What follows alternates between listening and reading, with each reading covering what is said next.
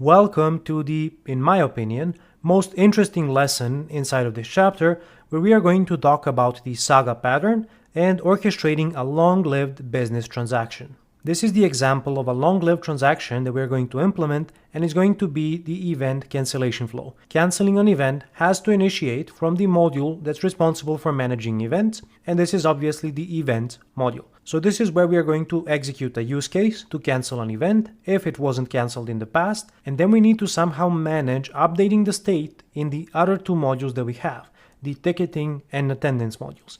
Inside of the ticketing module, we may have a bunch of orders placed for this particular event, and most likely some orders have already been paid, so we would need to refund these payments, cancel any issued tickets. In the attendance module, we would also need to manage event cancellation and archiving any tickets. Implementing a complex process like this as a synchronous transaction would be practically impossible because there are so many individual steps included and all of them could fail for one or more reasons. That would mean that we would have to implement very complicated error handling flows and compensating transactions. So a use case like this, where we have a flow of individual steps that need to happen one after another, is an ideal candidate for implementing the saga pattern that's going to help us manage this long-lived transaction. I created a state diagram that will help us visualize how our long-lived transaction is going to look like. We're going to start from the initial state where nothing has happened yet.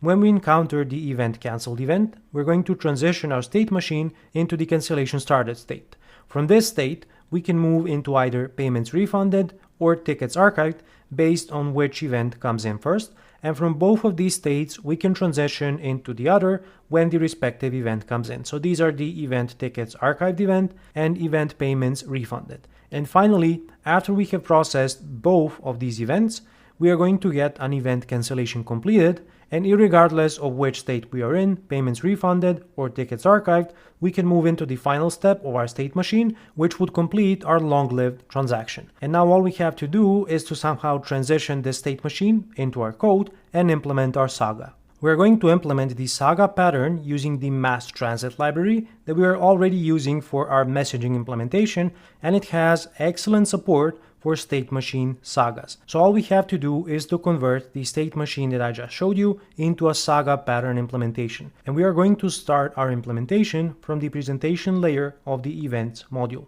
Inside of the events feature folder, I'm going to create another folder that I will call the cancel event saga. And the first thing that we are going to need to define our saga is going to be a class that is going to represent the state of our saga. I will call this cancel event state. This class will have to implement the Saga State Machine instance interface from Mass Transit, and if we implement this interface, you will see that it only has one property, which is the correlation ID, and this is how we will be able to track incoming messages for our saga. The correlation ID is a unique value that should be available in all of the incoming messages for your saga, and in our case, we will use the event identifier as the correlation ID for our saga. Another thing that could be useful to implement is optimistic concurrency, so we are going to implement the iSaga version interface, which is going to expose a version property that Mass Transit is going to use for managing optimistic concurrency. And one more thing I want to introduce is a string property that's going to allow me to track the current state of the saga so that I can monitor this saga instance as our long-lived transaction is executing. And then I'm going to define another type that's going to actually represent my cancel event saga. So let's call it the cancel event saga.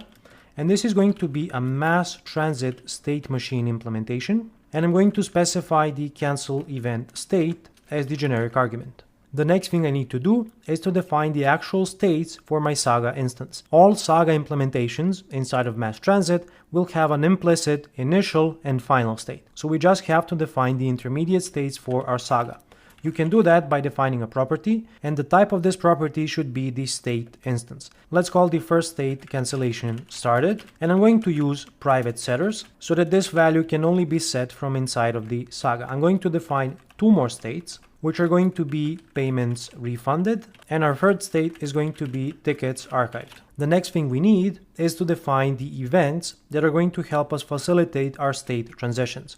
So the first event, and we're going to use the event interface from Mass Transit, and we can specify a generic argument for the actual message that we want to handle. And I want to use the event cancelled integration event, which is going to kick off our saga. Let's call this property event cancelled, and let's give it a get and a private setter. Then I'm going to define 3 more events for my saga, and they're going to have slightly different names. So I want to also handle the event payments refunded integration event. So let's respectively call this event payments refunded. The next event is going to be event tickets archived integration event, and I'm going to call the property event tickets archived. And our last event is going to be a non-generic one, and I'm going to call this event cancellation completed.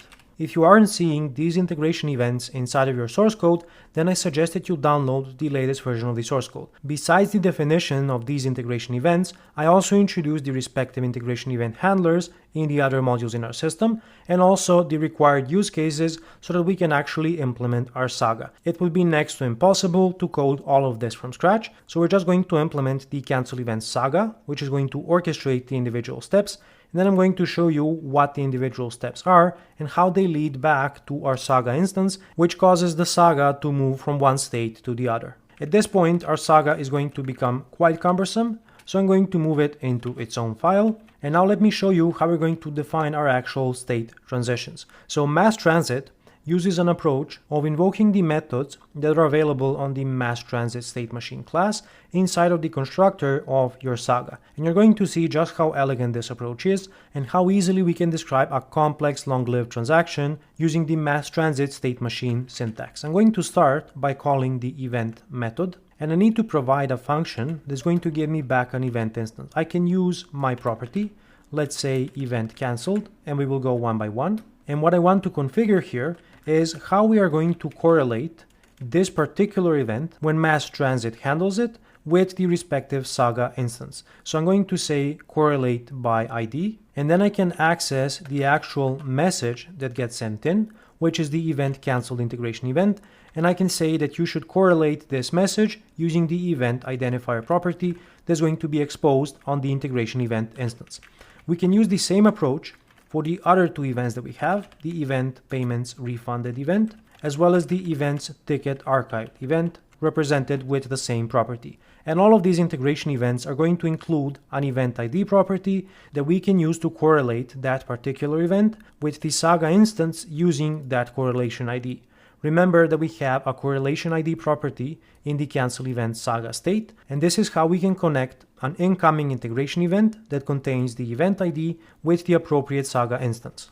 Then I'm going to configure the saga state, so I will say instance state, and I'm going to specify the current state property on my saga state instance. This is the property that we also defined on the cancel event state, and we are going to use this to track what is the current state of our saga, which could be initial, cancellation started, payments refunded, tickets archived, or the final state when the saga is completed. And now we need to define our actual state transitions. So here's what we're going to do. I can say initially, and this is how we can define behavior while the saga is in the initial state. Then I can use the when method to specify what is the event that we are expecting. So I can say when the event is cancelled, which is represented with a respective property, which is wrapping the event cancelled integration event. And you can translate this to when we encounter the event cancelled event while in the initial state, and now I can define what is the behavior that I want to invoke. And I will say publish, and I can use the publish context, and I can just return back an integration event that I want to publish. So I will say event cancellation started integration event, and let's specify the properties for this event using our context message. So I'm going to say context message ID, context message occurred on, and finally context message event ID. And this means that I'm going to publish the event cancellation started integration event when I handle the event canceled event as part of my saga. Then I can transition my saga to another state by calling transition2, and I can pass in the cancellation started state. And this flow is how you define your state transitions inside of a mass transit state machine saga. Now I need to define what's going to happen when we encounter events while in a different state. So I can say during, and then I can say during which state. So let's say cancellation started, and then I can say what should happen while we are in this state and we encounter a particular event. For example, I can say during cancellation started, when we encounter the event payments refunded, we can transition our state machine into the payments refunded state. I can also react to other events while in this state, so I can say when event tickets archived, then you should transition the state machine to the tickets archived state. And this is how we slowly start defining our state transition. Now I'm going to say during the payments refunded state, and I can say when event tickets archived, then you should transition the state machine into the tickets archive state.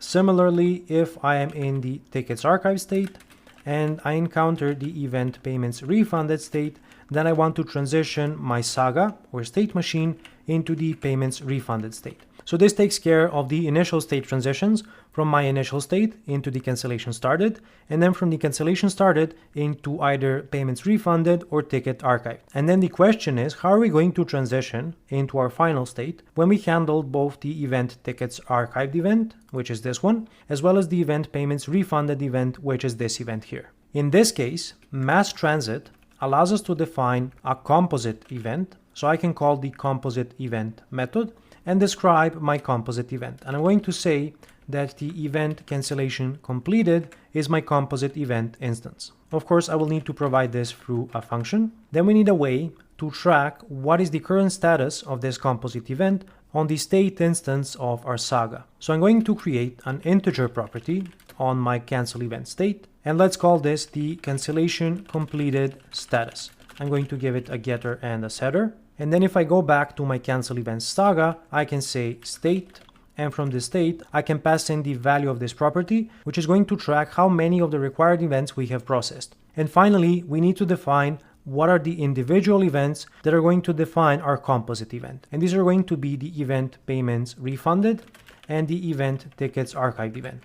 And what this is going to do is publish the event cancellation completed event when we have processed both the event payments refunded and the event tickets archived event. So this is how we can define a composite event. And then we have to use it.